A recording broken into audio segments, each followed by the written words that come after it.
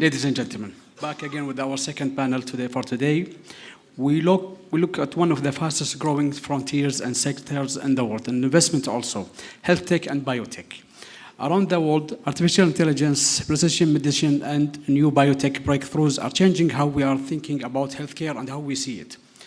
Not only as a critical service, but a high-growing investment class. For Gulf investors, the moment presents a unique opportunity for diversity portfolios and help positioning the region as a hub for medical innovation. This panel will be exploring what we will take in the Gulf for the Gulf investors in the next, years and decades. Please join me welcoming our distinguished speakers, Mr. Neil Warma, President and CEO of Mongoose. Neil has built and led biotech companies around the world for more than 25 years. Today, he's driving a pioneering cancer therapist out of MD Anderson Cancer Center into the market, shaping how cellular therapy can transform cancer treatment.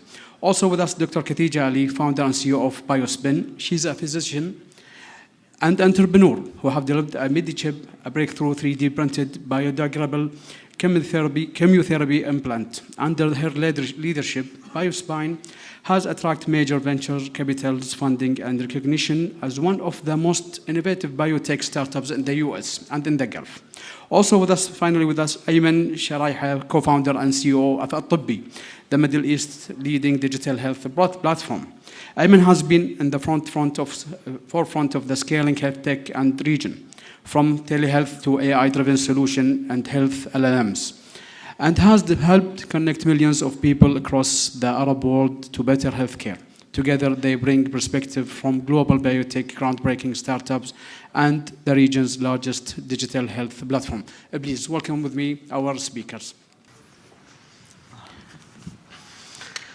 Thank you very much for joining us, and hope you have a good flight. I know you have a long flight to join us, so welcome, Neil. I will be starting with Dr. Khatija. Hi, doctor. Your MediChip implant is a breakthrough in localized chemotherapy. Tell us more about it and about BioSapien also, and how could a technology like this reshape the cancer treatment, and why does it present a compelling investment case? Please. Thank you so much for having me here. It's a pleasure. BioSapien has actually created a platform. It's a 3D printed drug delivery platform. Essentially, it's the size of a dharam, 2 centimeters by 2 centimeters, and it actually contains chemotherapy inside it.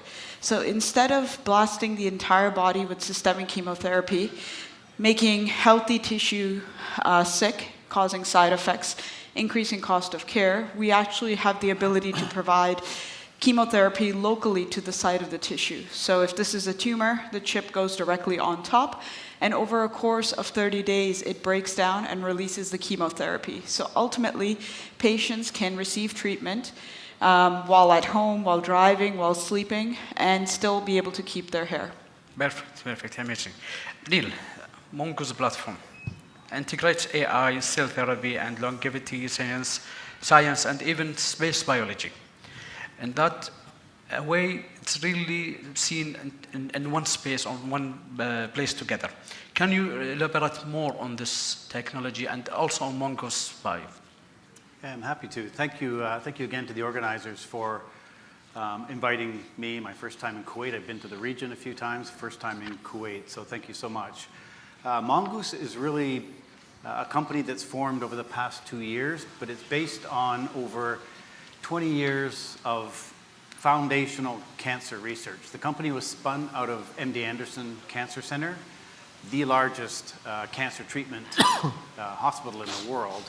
And my co-founder, Dr. Yi, is one of the brightest oncology researchers that I've ever met. And he's been working on cancer treatment for 20 years now. It's really in stealth mode, and we've taken Mongoose to the next level, brought it out to a commercial entity.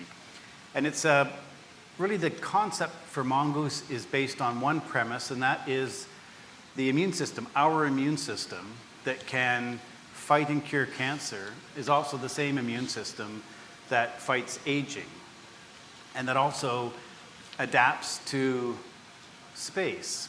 And that's what we've done at Mongoose. We've really built a broad platform looking at cancer treatment, longevity and aging, and also how the immune system adapts in space.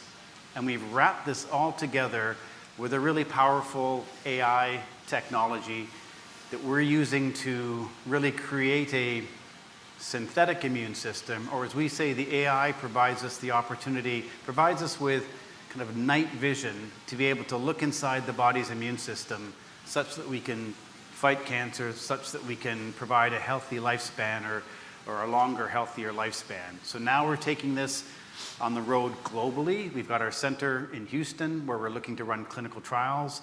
We're looking also at building here in the region and building in Asia. For both my founder, Dr. Yi, and myself, the idea of having a global company to bring aging therapies, cancer therapies to patients all over the world is a passion of ours. And being able to leverage technologies and people and capital globally is really important to our mission as well. Amazing, amazing. Ayman, among our discussion before the panel, we were talking about the LLMs, and then you told me there's SINA and there's LLMs. As for Altibbi and your project SINA, can you just give us a clear image? What's the difference between LLM and SINA? Yeah. So SINA is definitely not a tuned LLM. SINA is what we call an agentic RAG system.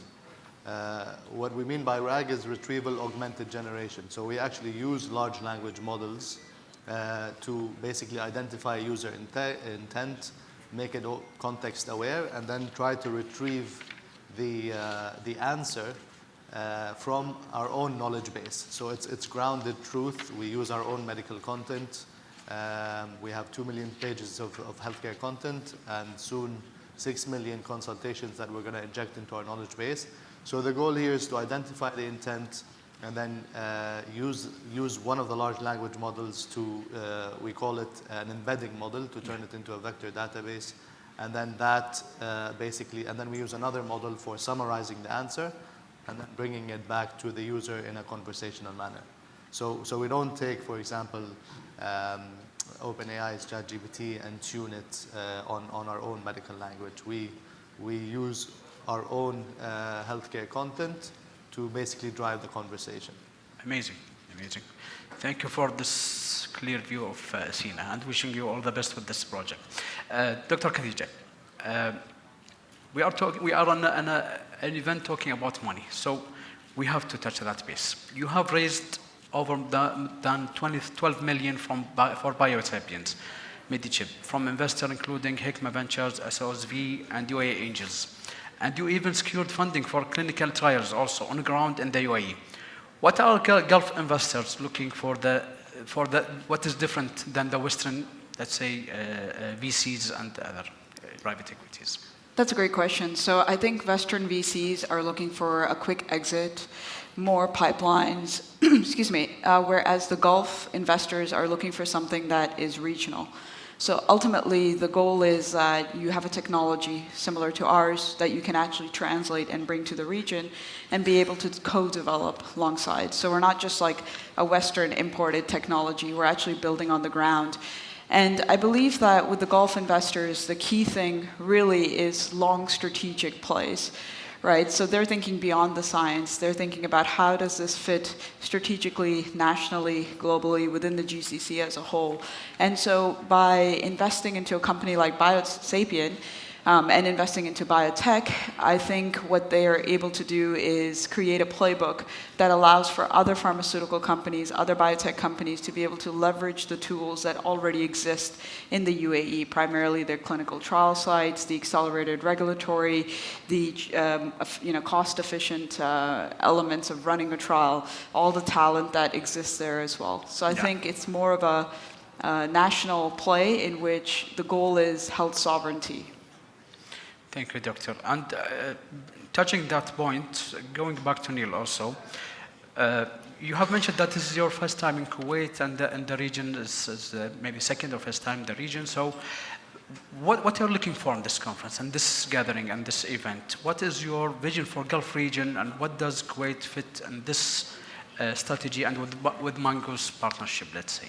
Yeah, thanks. It's a good question. As I said, yes, it's my first time in Kuwait, but I've been many times to Abu Dhabi, to Dubai, and I've had discussions in Riyadh as well.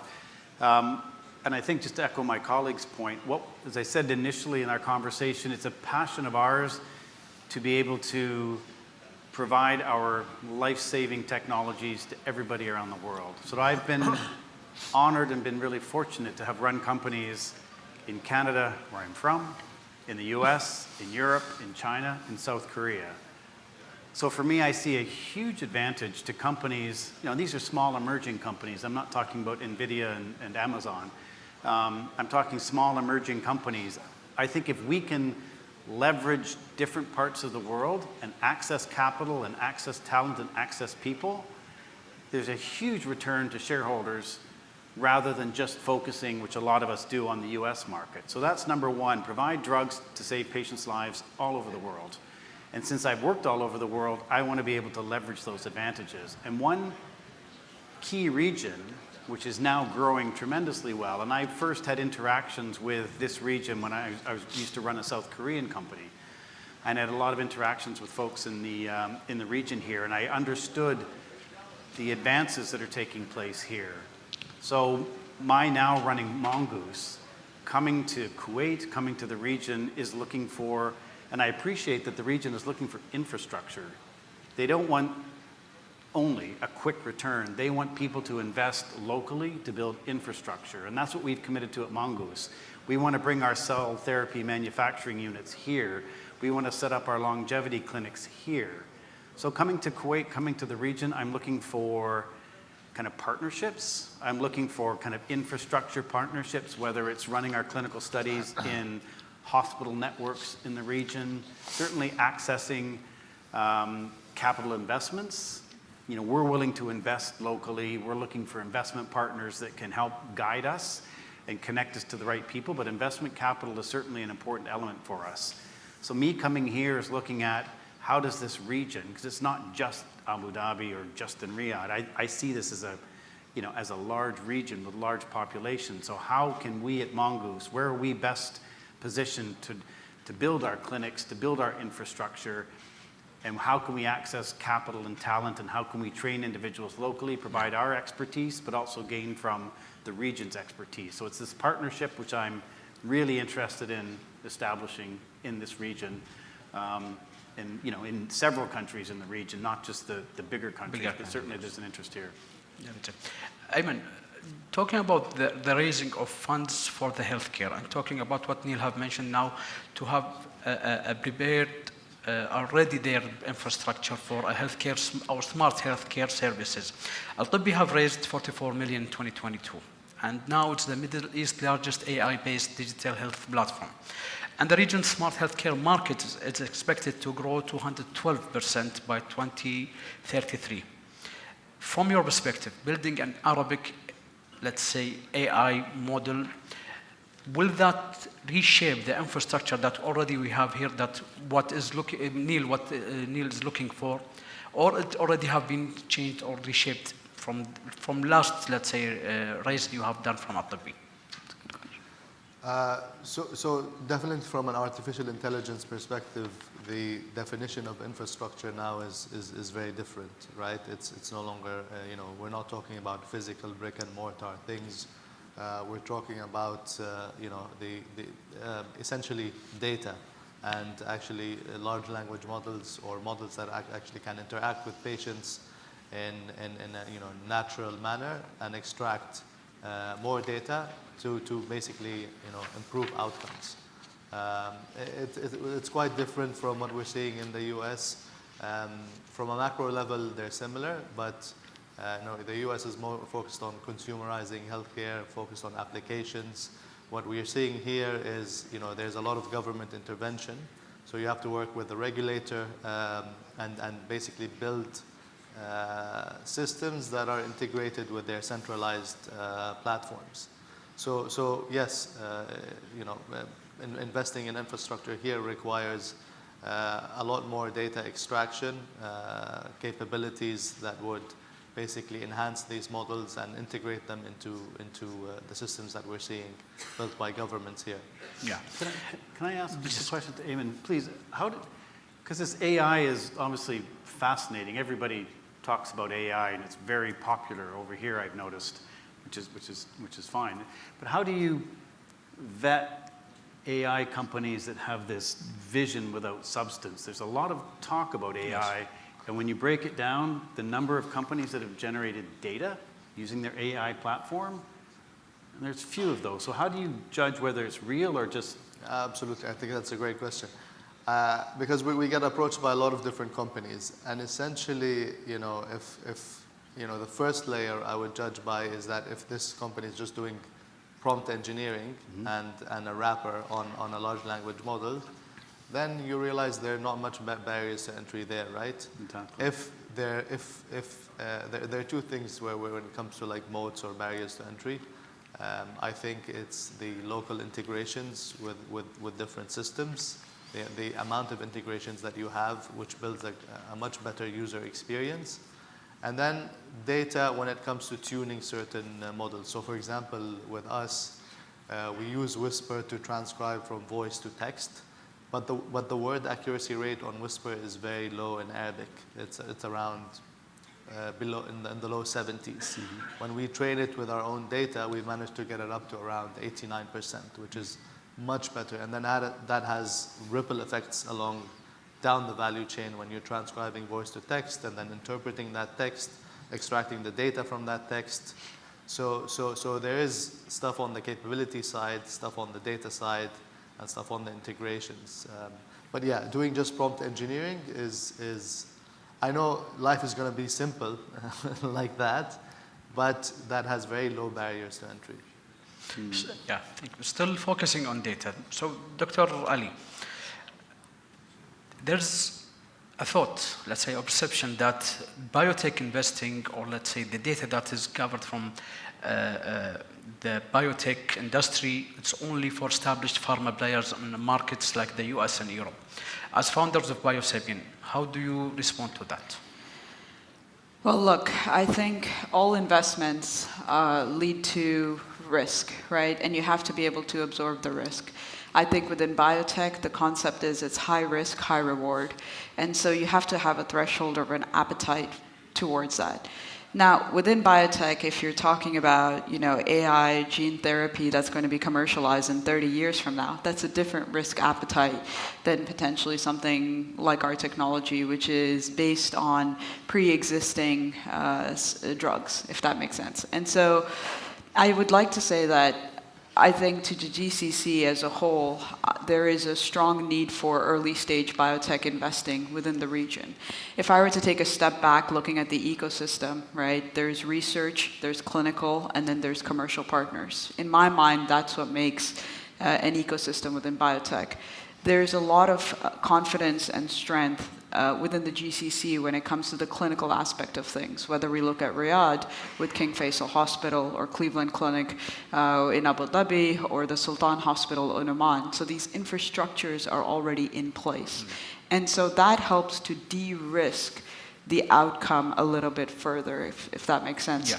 And so from my perspective, I would say that perception is changing, and it's evident because of the fact that UAE, for example, their sovereign wealth funds have launched biotech funds, similar to Riyadh with PIF and NEOM and etc. And so there is a step towards that. I would also say that the GCC is well known with AI, with advanced materials, and with climate tech, and so it only makes sense that biotech is the next step forward. It's an investment into the science of life. And I think that's something that becomes very crucial when you start looking at supply chain demands, when you start looking at political elements of things. It's important to have something local. Yeah. So to understand more about, you have talking about gene therapy and also the having a good life. And yes. Also Neil is talking about the aging treatments that is there. But Neil, you have sent me a presentation that captured my eye about the night vision, the immune system. Your AI engine that is able to create a synthetic immune system. We call it the night vision. Can you explain more about this one, please? Sure, happy to. It's a little bit of a way to try to explain, going back to AI and trying to make it a little bit realistic. And one thing that we're proud of, and again, because it's interesting, the different conversations, we usually lead with, we have shown in the hospital and the clinic that we have cured a number of patients from cancer. And then AI comes a little bit secondary because curing cancer, but it's interesting, some people you talk to are, tell us more about the AI piece. And I'm like, yeah, we've cured cancer. It's like, yeah, tell us more about AI. Yeah. So it's interesting. So we have this AI platform that has generated data over the years in the past. So we've got, a platform with legitimate, real, patient data. But what the interesting thing with the platform, the kind of the expansion from cancer to longevity, they said even into space, because we have a collaboration with NASA where we're going to send our immune cells, our T cells, into space, because the way T cells, immune cells react in space under microgravity is very different from the way they act on Earth. And again, it's our AI platform that allows us to, this infrared vision, it's a little bit of a way to explain it, because we know that tumor cells and aging cells, even cells in space, have a way to evade detection. They can hide from the immune system. They can go undercover and they can evade and they can do all their damage, and the immune system has difficulties kind of recognizing these harmful cells. So our AI, as I said, it's kind of night vision, allows us to kind of very rapidly, very cost effectively, kind of look deeply in the immune system and identify these nasty, bad, harmful cells, whether they're immune cells or aging cells. So it's a way of kind of creating, as we say, a synthetic immune system that allows us to identify new targets. And again, new targets that we can only see in space, but that are very relevant on Earth. We're not going to cure cancer in astronauts. It's really applying the technology that we see in space back on Earth.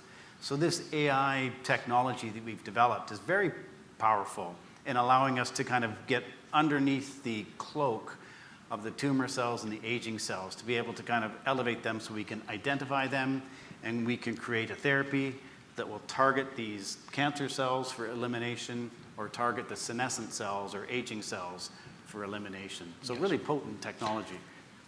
And I just had the question just came to my mind. It wasn't here. Back to what Neil have said about the space technology and having more data, more, let's say, figuring out what is the wrong with us and what it will be needed. So that will be bringing me to you, Ayman. For fast healthcare services, let's say, it will be, in the future, it will understand us more than we understand ourselves. This is the first thing. So the second thing, will that be scalable from your point of view?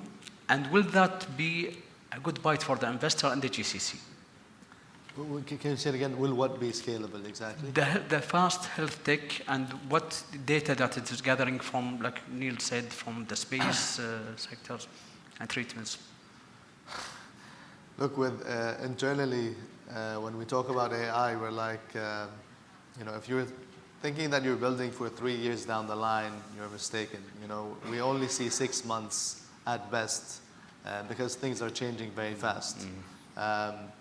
So when you look at what is scalable and what is not, we try to draw the line between what we call the infrastructure layer, which is the large language models, and then what we call the application layer, which is what we're doing. And these lines are very blurry because we draw the line here, and then 3 months later we draw the line here, and then we draw the line here because the infrastructure layer is becoming a lot more intelligent. So I think what is scalable is the nuanced in localization. So if you understand the local user experience very well, if you're integrated, in our case, for example, we have SINA is a virtual primary care, agentic interface, but then no other, large language model can inject the doctor into the same interface, right? That's what we do. So we do virtual triaging, but then if we sense that you need to talk to a doctor, the doctor can come into the same interface, continue on the same chat, and then perhaps issue a prescription, refer you to a specialist, and these then integrations where I would, for example, take the prescription, send it to the pharmacy, or basically, schedule an appointment with a specialist. These are the nuances when we talk about, the localization effect and being integrated with all the different providers in the ecosystem. I think that's the scalable part. than trying to compete, with the large language models on just the conversation itself. Will that be sufficient for the investor than just in GCC? Yes, I think in our case, when we talk about, for example, successfully deploying virtual primary care, you have applications in, for example, Saudi Arabia, where the Sahha application that is targeting all the local population in terms of virtual triaging and virtual primary care, right? So that could be replaced with something like SINA that basically is localized, is context aware, and then can inject the doctor at the right time, but also do quality assurance on the actual consultation, extract the data, and then build a better experience for the patient. So if you, going back to what Neil was saying, forget the AI because it's an enabler, but if you manage to reduce or improve outcomes and reduce cost, then that alone is a great business case for any. Yes. You just, let's say, hopped on to the next question for Dr. Ali, because what Ayman have said that the 6 months is the total time that he will need, and he need to change and research again and develop again for AI to adapt more and more for the new technology. But biotech, on the other hand, is criticized for long timelines and high risk. Okay, and BioSapien is trying to compress and to de-risk these factors. And same questions for the GCC investors. What does BioSapien can present to them and the controversy of that?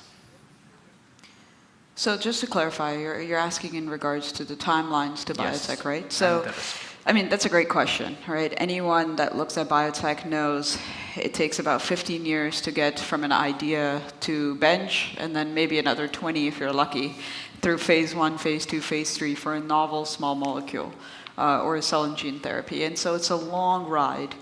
The way BioSapien actually kind of fights back on that and it helps accelerate that is really at the core of the technology. So if I can just take maybe 10 seconds to explain it. Ultimately, our 3D printed drug delivery platform is made of 2 simple ingredients. One is from a polymer that has different molecular weights that already exists in the market for 40 plus years. And the other is a drug known as 5-FU that's been around since 1962. It comes in every single format, from IV, oral, pill, you take it, cream, you name it. Yeah. And so being able to deliver that drug into our novel composition allows us to be able to use a regulatory pathway known as 505(b)(2). And what a 505(b)(2) does is that it allows us to use all the data for the last 40 years on the material and all the data for the last 40 years on the drug to say that the two combined together work well. And so instead of a 5-year phase 1, 10-year phase 2, we're actually looking at a 6-month phase 1 trial. Oh. And so it's not as exciting as your AI model, but we'll be aligning at the same time. Yeah, same in terms of timeline. Yes, inshallah, the plan is that we dose the first patient by Q1 of 2026 at Cleveland Clinic in Abu Dhabi, and we'll have the data back from that by the end of Q2 in about roughly 6 patients. From that data, we'll be able to accelerate our regulatory pipeline and be able to convert that or pivot it into a phase 2. And so it becomes this adaptive design. And phase 2 is only about 28 patients. So roughly with 36 patients, and about a year and a half from today, inshallah, by 2027, we plan on commercializing the first localized delivery platform in the GCC, with sales happening with our foundational partners. And so that's kind of how we deal with those timelines, I would say. And then just one caveat to add. In the US, besides the fact that FDA is a little bit of a black hole today, because the government is shut down, on average, the US FDA IND takes 3 to 6 months' time for you to start a clinical trial. In Abu Dhabi, for example, where we are operating from, it's 14 business days. And so that acceleration of regulatory progression allows us to accelerate our timelines as well. Inshallah, and first of all, inshallah, hopefully we will have your results in that time, hopefully. And to say that, Neil, you have a massive experience leading companies in North America and Europe and Asia also. For the Gulf, for Kuwait, let's say, to be specific, what lessons would you share with us, with the Kuwait investors and the attendees here? Building world-class biotech ventures locally than importing it from outside. Yeah, I think that's an important question. I think it is important, as I said, to build local. You don't just want to import drugs or import technology and pay for them. You want to own IP, if I'm speaking on your behalf. So building local infrastructure is very, very important. But you also, and again, if I could be so bold and to advise, I think there needs to be, you have to take a bet in some of these opportunities that come along, and you have to be very careful in how you invest and who you partner with. And one of the things that's, I'm sure it's important to all of us, and I started a number of companies, and I built a number of companies and sold a number of companies, and the great thing about Mongoose is that it is truly differentiated. And if it's not differentiated, if you don't have something that's truly different and valuable to the patient or to the investor, I mean, I'm not interested. So you have to be very careful and very judgmental in who you partner with and make sure that the management team is superb. And that's one thing, if I can say, as I said, my founding researcher is the brightest person I've met. I've run companies around the world. So you have to do a lot of diligence in understanding who you're going to partner with. It has to be a differentiated asset. They have to be people you can work with and develop relationships with. But if all that falls into place, then I think it's kind of imperative to move quickly, because this is a wave of healthcare and biotech and emerging technology that's important, and I believe it's important locally because we're saving lives, and breast cancer is one of the biggest killers in this part of the world, as it is in the US, as it is in Canada. So embracing companies that bring novel technologies to this region to treat patients, to treat cancer, to improve healthy lifespan. And there's a lot of companies out there that's what I'm saying, there's a lot of companies out there that say, oh, we do AI, we do longevity. So you have to be very careful in how you do your due diligence. But I would also suggest that kind of a more rapid embracing, it doesn't have to be Mongoose, but more rapid embracing of some of these technologies to build the foundation, to make sure that there's a early return on your investment, which we believe we have at Mongoose, but this is also a long-term commitment. This is healthcare, treating patients, building infrastructure for the next 50 years. So you have to have that long-term mentality, but your investors, understandably, want to have a quick return on investment and one that's sustained. So for us, it was important to not just have a single product, not just a single cancer product. We have multiple cancer products, but we also have longevity. We also have this application in space. So it's you need a platform company, and I think what we bring to the table too is multiple platforms looking to do this globally based on our years of having worked globally. But we need you to move quickly to embrace some of us and some of the others to really start building the foundation. Amazing. So I will be combining two questions for you, Ayman, together, because I think what Neil have touched here is very important, that beyond the consumer use, okay, the data, the adaptation for Altibbi LLMs, where do you see it? Up with governments, insurers, hospitals? This is the first question.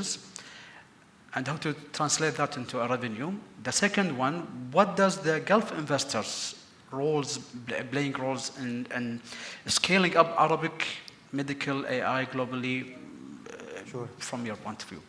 Look, I think the future of healthcare is definitely consumerized. So when we talk about, we're going directly to consumer at one path, but going through governments or payers, to us, that's another distribution channel. So ultimately, you're going through the government to get to the consumer, going to the payer or the insurance company to get to the consumer.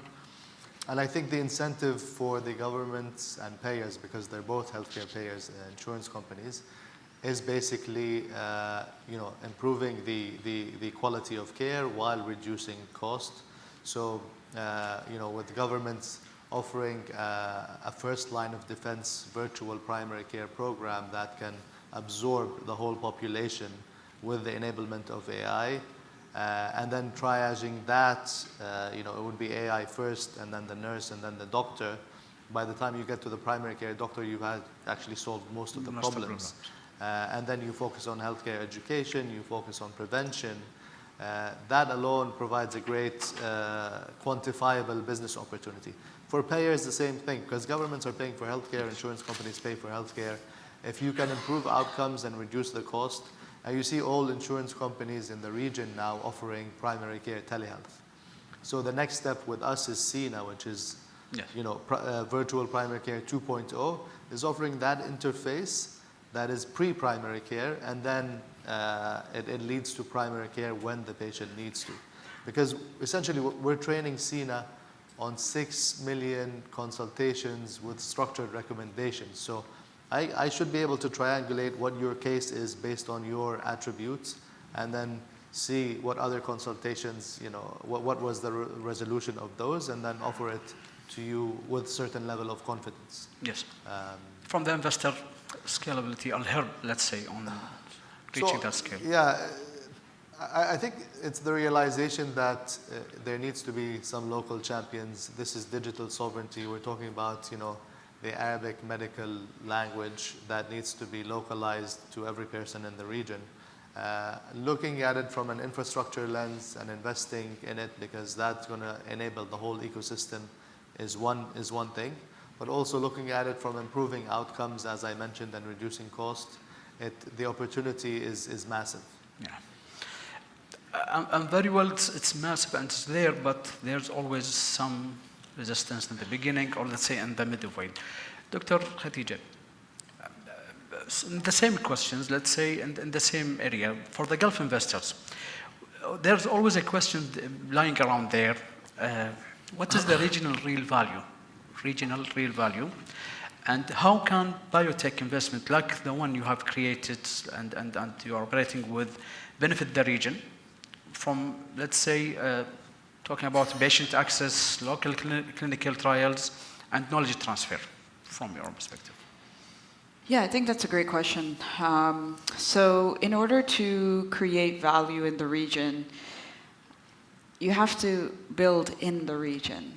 And I think that's my key message as a whole. And so for us being able to start clinical trials in Abu Dhabi and other parts of the GCC, what that does is it enables patient access, like you mentioned. So instead of getting on a plane when you're not feeling well to go to the US to get some fancy immunotherapy, you can now have the best state-of-the-art sort of treatment that exists within biotech in your backyard. And I think that's the real value, is that it comes down to owning health sovereignty, if I may, right? And I think that it's going to take time to get there, just to be really frank. But I think that the value proposition of that is beyond anything that we can establish, right? And so UAE and Kuwait and Saudi and other GCC countries have shown that it is possible. We did this a decade ago with fintech. And so in a similar manner, I think biotech has that same opportunity, if I may. Amazing. So I had the thought, just when we are answering the questions, I want to redirect this question for you, Neil, also. The same question. For the value of the region, let's say, for the investor perspective or thoughts. You are here in Kuwait, you have seen the region, you have seen everywhere from, let's say, the Healthtech and the founder, let's say, perspective. What advice, or let's say not advice, what you can present for the GCC investors from your perspective, from your experience, beside building in the GCC? Yeah, I think Khatija makes a very good point, but I also think that local investors, if you will, here should be able to take advantage of a global company. And I'm careful, we're an emerging company, 2 years old, so I talk about a global company. But I do see us, US, as I said, Europe, GCC, Asia. And that's very possible, even as a small expanding company. But I do think it's important that investors here can leverage opportunities in the US. So for example, our first target for cancer, we'll run a clinical study, and how we generate early return on investment, which could be significant. And as I said, I've done this for a few companies. You demonstrate, you run your clinical study, you show that this this first therapy can, cure or help patients with cancer. And we'll probably run our first study in the US. And then the idea is you take that target, you take that therapy, and you sell it to a large pharmaceutical company, because that's what they do. They're the ones that will commercialize this. Very difficult for small companies. But that sale of that first cancer asset can generate a 5 or 10x return for all investors. So I think it's important. We're also looking to take one of our cancer therapies and partner it in South Korea to get an investment from there to kind of have them take and own this in South Korea. So there's different ways that you can generate early and significant return on investments that I think that the US can benefit from what we do in Gulf, and the Gulf can certainly benefit from what we do in the US and elsewhere. So I think it's a bit of a larger picture on how to generate early return, significant return on investment. That's one thing in healthcare.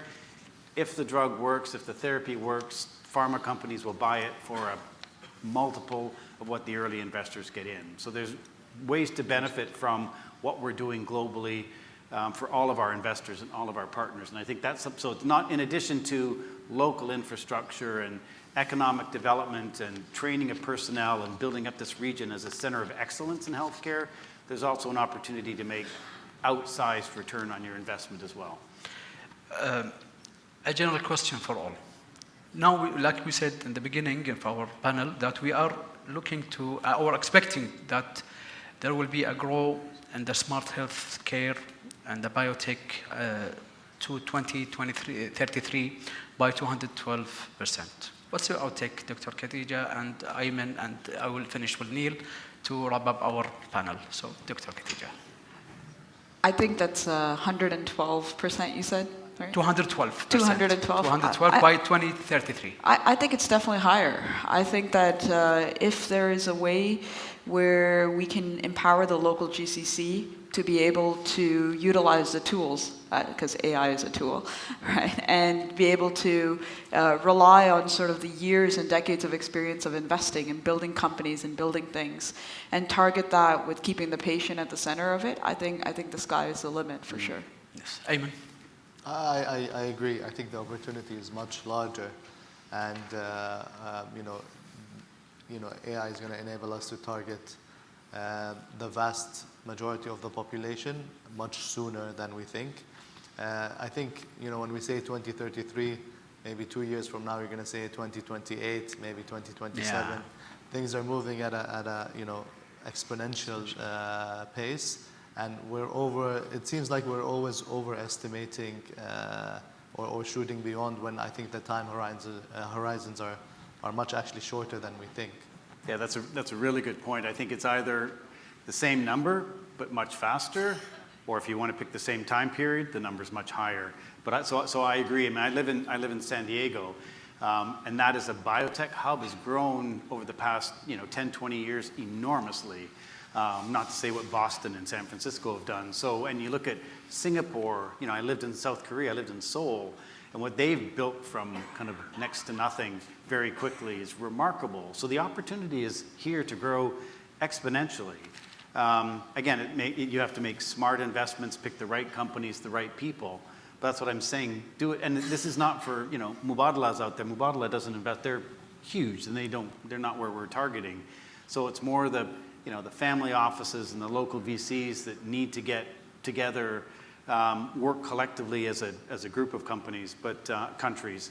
But I agree that the numbers can be much, much larger than that if we move quickly together. So that's even a time that we will be anticipated, or the number that we will be looking out for.